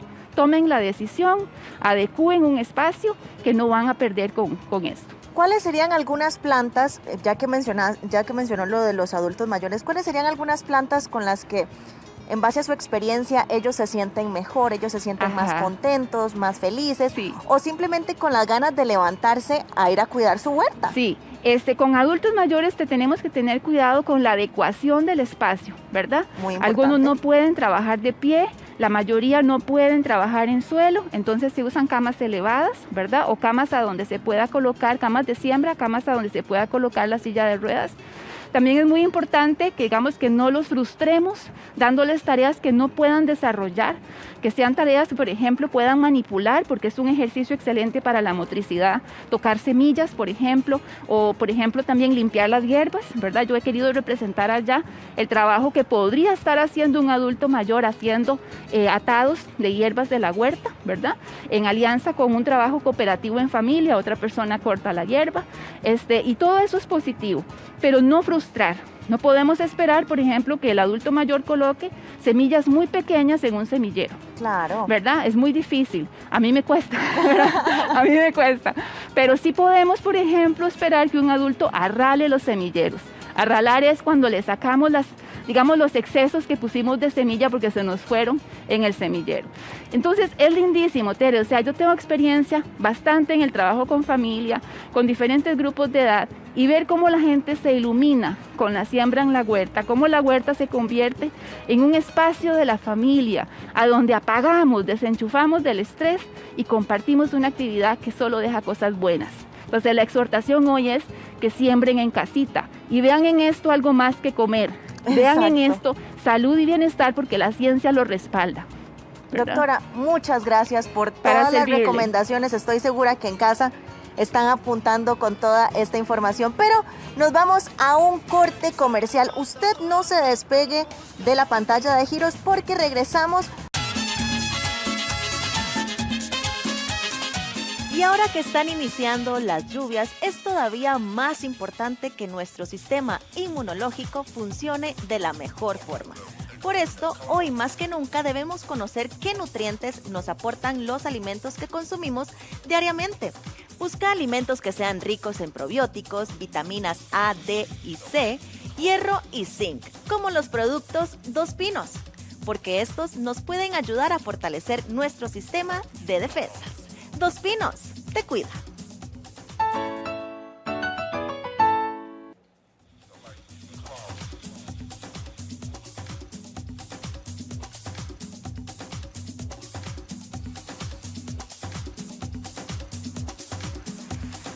Bueno, y hablemos de las varices que tanto aqueja a hombres y mujeres, sí, pero a nosotras diría que nos molesta más incluso de cómo se ven. Hoy está con nosotros el doctor Denis Rivera, él es vascular periférico y nos va a explicar, bueno, qué pasa y cómo podemos remediar esta situación. Doctor, muy buenos días, bienvenido. Buenos días, con mucho gusto. Doctor, cuéntenos un poquito de cómo, ¿verdad?, de ver una pierna totalmente venas sanas a de repente ya ver estas venas convertidas en varices. Sí, la enfermedad venosa, varicosa, se desarrolla a través del tiempo y es por un defecto valvular de las venas específicamente. Como vemos aquí en este ejemplo perfectamente, vemos donde la sangre ya está siendo o está teniendo un flujo anormal hacia abajo y eso lo que produce es una dilatación anormal de las venas y eso es una varice. Ahora, una vena, por ejemplo, donde empezamos a verla con un color más oscurito, pudiera decir, cuando empiezan a aparecer las arañitas, ¿esta de fijo se va a convertir en una varice? Pues de fijo no, pero sí tiene una alta probabilidad de que suceda. Entonces ahí es donde tienen que uno ir a consultar con el vascular para tratarlo tempranamente. Ahora, ¿cuánto tiempo, verdad? Digamos, si empezamos a tener este tipo de problemas, ¿en cuánto tiempo se va a convertir esa venita que empezamos a ver así como ligerita nada más? Se puede convertir en esa varices. ¿Cuánto pasa de tiempo? A ver, eso es muy difícil de determinar y cada persona es diferente, claro. Bendito sea Dios. Entonces puede pasar o meses o años. Entonces lo importante es detectarlo tempranamente, tratarlo tempranamente para que la piel alrededor no cambie de color, no lleve a otras complicaciones más serias más adelante. Ahora, doctor, si hablamos de varices, por ejemplo, si mi mamá o mi papá tienen varices, eventualmente yo me debería de preocupar que pudiera yo padecer de varices. Sí, definitivamente. Digamos, la parte genética heredada es muy importante. Entonces, si tenemos familia, historia de alguien que tiene varices, es muy importante pues ir a la consulta para que se trate eso tempranamente. ¿A los cuántos años más o menos puedo empezar a padecer? ¿Hay una edad en donde somos más vulnerables? Sí, se dice que en la segunda década de la vida generalmente es cuando empiezan a aparecer. Sin embargo, yo he tenido pacientes antes de los 20 años que ya han desarrollado problemas de varices y pacientes inclusive posterior a los 40 años que dicen, doctor, yo no tenía nada y ahora ya tengo varices. Ahí tenemos precisamente una amiga televidente, hoy paciente, ¿verdad? En el caso de ella, doctor, ¿qué podemos registrar? Bueno, voy a enseñar aquí un momentito, sí, por supuesto. Nada más. Ella tiene por aquí una venita dilatada que inclusive tras cámaras estuvimos conversando, ella ya había recibido escleroterapia, que es un tratamiento que se utiliza para quitar varices, y sin embargo no le funcionó. Esto no funcionó porque lo de ella ya es un problema que requiere un tratamiento más complejo, más agresivo. Tenemos varias formas de tratarlo, eso, ¿verdad? Con láser, con una técnica especial de microflebectomía. ¿Cuál es el primer paso, digamos, o sea, cómo van ustedes recurriendo a las diferentes opciones de tratamiento? Bueno, uno primero piensa en cosas menos invasivas, como usar medias elásticas, estilos de vida saludable, bajar de peso, comer bien, evitar el cigarro, la obesidad. Y ya luego de eso empezamos con cosas más invasivas. Generalmente comenzamos con la escleroterapia, que es lo menos invasivo. ¿Qué es la escleroterapia? ¿Eso que te inyectan? Es la inyectadita de los capilarcitos, de las telangiectasias. ¿Se inyecta o se saca un líquido? Se inyecta directamente a la vena. Se inyecta un líquido. ¿Y ese líquido qué hace, Doc? Lo que hace es secar la vena. Básicamente, la seca y la desaparece. Es como por arte de magia. Ahora, cuando uno se inyecta y seca la vena, ¿puede volver a aparecer ahí la misma varice? En el mismo lugar es muy difícil. Sin embargo, el cuerpo es muy inteligente y forma nuevas redes colaterales y se pueden formar otros capilares. Entonces, es importante que uno vaya periódicamente a tratarse el problema varicoso o de telangiectasias y capilares. ¿Las varices siempre duelen, doctor? No necesariamente. Las varices, de hecho, en los puntos ahí tenemos precisamente, esa es la escleroterapia. Esa es la escleroterapia, eso es donde uno inyecta el liquidito. ¿Cuántas veces hay que inyectar una vena para poder hacer eso de desaparecerla? Pues vieras que a veces o muchas ocasiones con solo la primera aplicación se desaparece, pero uno tiene que estarlo haciendo periódicamente. ¿Cada cuánto, doctor? Una paciente que sea, digamos así, que tenga muchas arañitas o muchas varices. Mira, yo personalmente recomiendo después de la primera sesión que el paciente regrese al mes para revisar, reinyectar y luego hacerles un control periódico las primeras ocasiones cada 3 meses, cada 6 meses y ya así sucesivamente hasta que ya al final uno lo que lo hace es anualmente hacerles un reteo, por decirlo así. Un chequeo anual. Pero qué increíble, doctor, cuando estábamos viendo esas imágenes se veía ahí donde inyectaban, inmediatamente se desaparecía como disecarla, como secarla, eso ¿verdad? Es un marcador mágico, uno la inyecta y desaparece inmediatamente. Pero doctor, a veces vemos mujeres que tienen literalmente todo tomado, es decir, ¿eso cuánto dura? O sea, realmente es mucho tiempo. Es un trabajo muy exhaustivo, hay que ir poquito a poco, porque también a veces se incurren en ciertos problemas, se trata de tratar, valga la redundancia, toda la enfermedad y entonces podemos caer en enfermedades posteriores. Entonces hay que ir poco a poco. Ahora, doctor, en el caso de esta paciente, ¿no le sirvió la escleroterapia? ¿O qué fue lo que le pasó? Le sirvió parcialmente. Sin embargo, en ella, de hecho, lo que yo le recomiendo ¿qué tocaría ahora? Es mejor hacerle una técnica que se llama una microflebectomía. ¿Qué significa eso? Que es por una microincisión, es como una puntadita. ¿Sí? Agarramos un equipo especial y jalamos la venita y la desaparecemos. Y no le quedan cicatrices, se va para su casa inmediatamente y nunca más va a volver a tener el problema de varices. Porque digamos, si ella se dejara eso, ¿qué pasaría? Ok, eso puede evolucionar al cabo del tiempo, la piel alrededor va a empezar a dañarse y se le puede hacer una úlcera. Y eso es doloroso, eso huele feo, eso produce, la calidad de vida del paciente va en detrimento. Entonces, hay que ayudarle. ¿Y en qué momento, doctor, sería necesaria una cirugía? Cuando ya las varices son más grandes, creo que por aquí, en la pantalla. Sí, ok, no, esas son chiquitingas. Sí, esto es lo que estábamos viendo ahora en el video. Estos son telangiectasias, uno las inyecta y desaparecen. Con la primera sesión básicamente van a desaparecer. ¿Las varices generalmente son nada más en las piernas, doctor? No, hay varices en todo el cuerpo. ¿En todo el cuerpo? Sí, hay varices esofágicas inclusive, que son de los pacientes que tienen hepatopatías. Wow, pero esas no las vemos, digamos. No, pero esas son mortales, terribles. Esas son terribles, son esos pacientes que vomitan sangre inclusive. Uy, hágale usted con esa cosita. Exacto.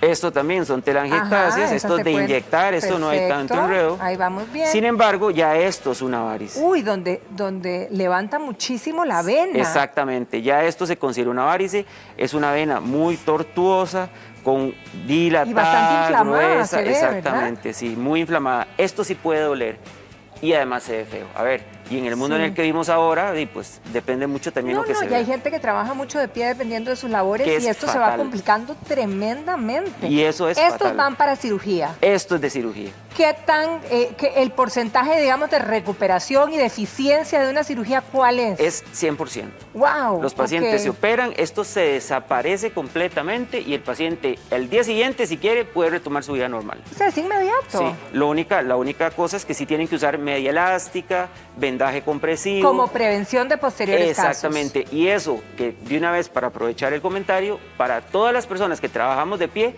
es buena idea usar media elástica todo el Aunque tiempo. no sean tan coquetas, pero verdaderamente funcionan. Exactamente. La coquetería la dejamos para otro momento. Exactamente. Doctor Rivera, muchísimas gracias por haber venido a comentar con nosotros de este tema. Y bueno, a cuidarse. A cuidarse. A cuidarse. Eso Hacer se trata. ejercicio. Bueno, el ejercicio ayuda mucho en esto. Previene completamente. Ah, bueno. Ejercicio, dieta saludable, previene completamente. El ejercicio es mágico, ¿verdad? Y Mágico. una buena alimentación. Doctor, muchísimas Mucho gracias. gusto. Muchas gracias. Gracias. Teresa. Gracias, Patri. Bueno, ¿y sufre usted de vista borrosa? A veces no ve muy bien. Bueno, usted puede estar sufriendo de cataratas y es por eso que el doctor y cirujano oftalmólogo Rolando Mora nos acompaña el día de hoy para darnos todos los detalles. Doctor, si hay una persona que tiene o que padece de cataratas, ¿cómo va a ser esa visión de día y cuál va a ser la diferencia en la noche? Bueno, muy buenos días y gracias por la invitación. Sí, mira, la catarata es engañosa porque es un proceso, tal vez lo puedo enseñar acá inicialmente. Por favor. El lente, el ojo, funciona como una cámara de fotografías de antes, ¿verdad? Donde hay el rollo de cámara, porque las Exacto. modernas hay Ya otra no, cosa, ya no. no se puede. Donde tenemos dos lentes. El primer lente se llama la córnea y el segundo lente se llama el cristalino, precisamente porque es transparente. Este lente, por cambios en la edad, generalmente es la catarata más común, aunque a cualquier edad se puede dar una catarata, generalmente se empieza a opacificar y poco a poco va perdiendo su tonalidad. Al irse oscureciendo, entonces la persona generalmente empieza a tener problemas en la sensación del contraste. ¿A qué me refiero con eso? Por ejemplo, las personas que empiezan a notar diferentes los colores. O sea, el vestido rojo ya no se ve tan rojo.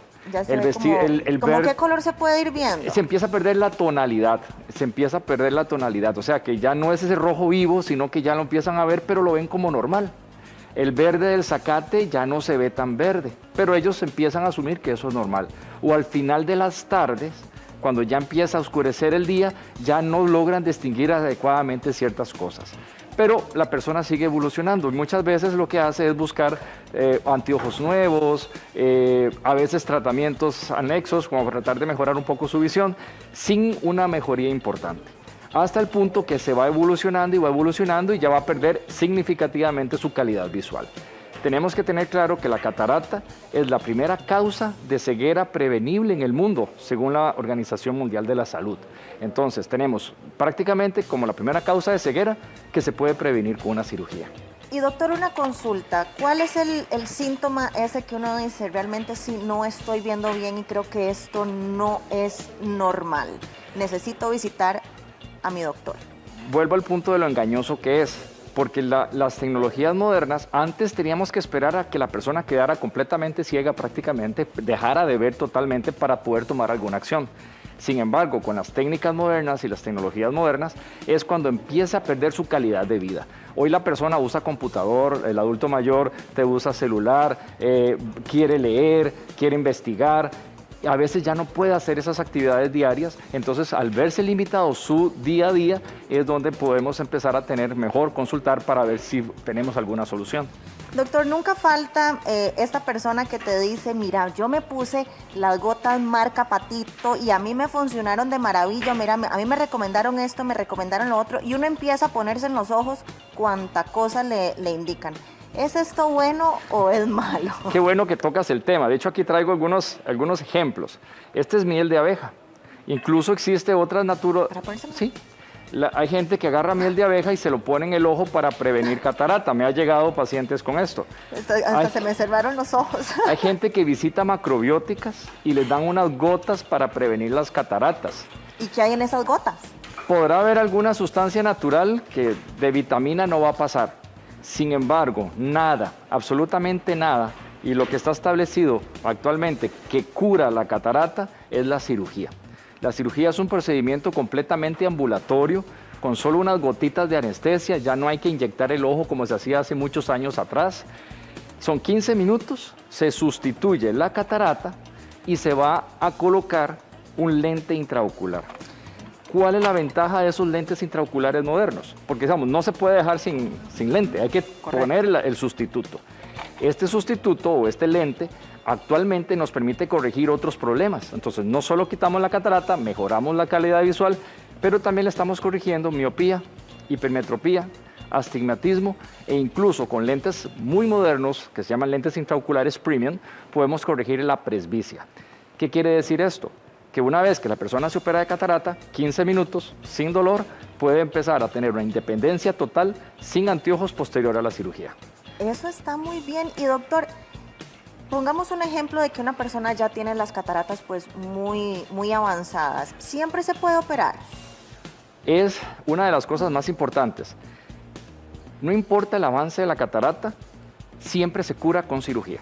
Esto siempre y cuando no haya otro problema en el ojo, porque a veces los pacientes tienen glaucoma asociado a catarata, o a veces tienen degeneración macular asociado a la catarata. O sea, si es solo la catarata, lo que hacemos es sustituir el lente malo y poner uno nuevo, artificial, que le va a dar la calidad de vida y visual que la persona necesita. Sin importar entonces que esté ya un poquito avanzada las cataratas. Sin importar avanzada la catarata ni tampoco importar la edad, porque a veces pasa que los adultos mayores dicen, ya yo estoy muy viejo, ya vi todo lo que tenía que ver. Exacto. No, definitivamente esto mejora. Si el ojo permite que la persona pueda integrar su calidad visual, quitando la catarata puede recuperar enormemente. Yo, la persona que he operado de más longeva, ha tenido 105 años. 105 años. ¿Y la recuperación? Inmediata. Inmediata. ¿Cuáles son algunas recomendaciones que se les pueden dar a las personas pues mayores, y en este caso pues 105 años? ¿Cuál fue su recomendación para el posoperatorio? Como en las técnicas modernas, ya no hay que hacer una herida de lado a lado como se hacía antes, que decía uno que el paciente no se puede ni mover. Ahora son técnicas de microincisión, menos de 1.9 milímetros de incisión, no hay hilos en el ojo, ya no hay que coser el ojo, se autosella la herida. Y la evolución es sumamente importante. Siempre se recomienda usar sus gotas, tratamiento antibiótico, antiinflamatorio, y bueno, sí, evitar ciertos esfuerzos muy pesados, pero la persona incluso puede estar viendo televisión o leyendo el día siguiente. Bueno, eso está bastante interesante. Sí, y si la persona llega con con las cataratas en los dos ojos, que también es muy normal, ¿se tienen que operar los dos ojos? ¿Se opera uno primero? ¿Cuál sería la situación en este caso? En general, la catarata se presenta en los dos ojos, sin embargo en forma simétrica. Generalmente es una más avanzada que la otra. Siempre se recomienda, por seguridad, y casi prácticamente todos los oftalmólogos a nivel mundial, lo que hacemos es un ojo primero y esperamos tan rápido como una semana al que sigue. Una semana. ¿Verdad? Para tratar de ver la evolución y evitar consecuencias. Sin embargo, a veces hay condiciones muy particulares de personas específicas que tenemos que hacer los dos al mismo tiempo, pero eso se valora muy individualmente según la persona. ¿Y si se hacen los dos al mismo tiempo, cómo? La ventaja es que ya no se parcha el ojo, porque eso es como que uno parcha el ojo, entonces ahora se pone un lente, una conchita protectora, por decir un protector transparente, que permite a la persona ver prácticamente saliendo de sala de operaciones. Ay, doctor, muchísimas gracias por todas sus recomendaciones el día de hoy y toda esta información. Gracias a ustedes por la invitación. Gracias. Bueno, y nosotros nos vamos a un corte comercial, pero al regresar, un picadillo tan rendidor que ustedes se van a quedar asombrados. No se vayan, que seguimos con más información en la Casa de Giles. Disfrutar con la